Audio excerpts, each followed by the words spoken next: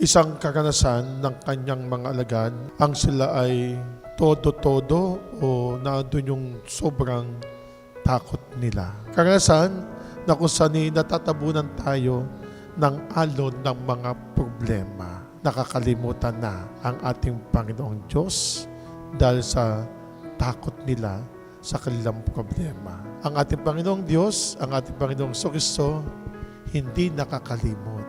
May pangako siya sa atin. Nangangako siya natin, hindi ko kayo iiwan, aalagaan ko kayo. Malaking bagay po sa isang Kristiyano Katoliko ang pagdarasal, pananalangin.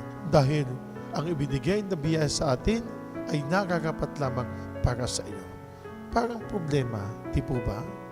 Hindi tayo bibigyan ng Diyos ng mga suliranin o problema kung hindi mo kayang dutasin. Kung tayo po'y laging nagdarasal, kung tayo'y laging dumadalo ng misa, hindi man araw-araw, yung araw lamang ng linggo na tayo'y nagdarasal ng taimtim at nakapokus at mga Diyos, sabi sa iyo ng ating Panginoong Diyos, huwag kang matakot, huwag kang mabahala, na andito lamang ako sa iyong tabi.